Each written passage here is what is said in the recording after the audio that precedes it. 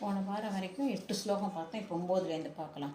கல்யாண காரண சராசன சாசிதாரி காருண்யபூர்ண சுமனாச புராபுராரி தேவி த்வதீய தபசா கில சந்துதோஷ பிராஜத்பிருஷோபரி வசன் பிரத பஞ்சவக்த்ரஹ हालस्य नायकि हरकृदकामदर्पः सर्पौगमण्डितवपुर्पृदसत्कपालः शूलप्रदाविदरदत्सुरवैरिसङ्को हुङ्गारदुष्टदमनस्तव सौम्यरूपः नारायणप्रणतपादपवित्रवांसो वांसुप्रदारितमस्तनिरस्तपोदे कस्तूरिकातिलकनामगभृङ्गशङ्ख प्राजन्मुगाख्यकमले विमले नमस्ते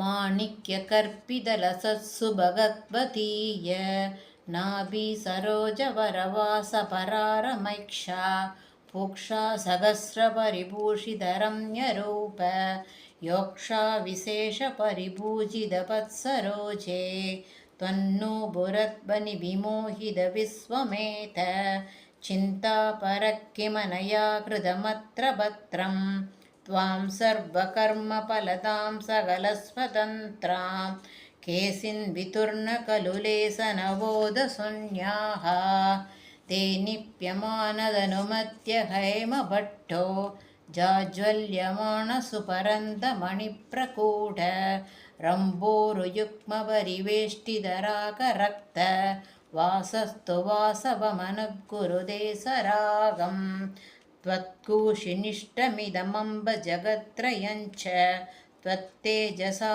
खलु विभान्ति समस्तलोकाः आज्ञाधरास्तव महेश्वरि तेति कीस ब्रह्मेश विष्णव इमे प्यवपत्कुणास्ते काञ्जीस्रकम्बतव पुष्पितकाडकान्तर्विभ्राजमानवरद्वीदसप्रौमपौकां सत्किङ्गणकणजनावृतहैमनाग श्रीमन्मुखानदसुखावलिराजितश्री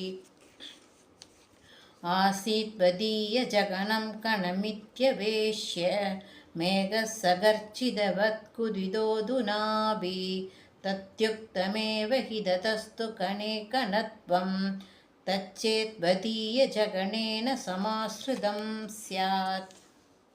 கிருஷ்ண கிருஷ்ண நாராயணம். அடுத்த ஸ்லோகம் நாளைக்கு பார்ப்போம்.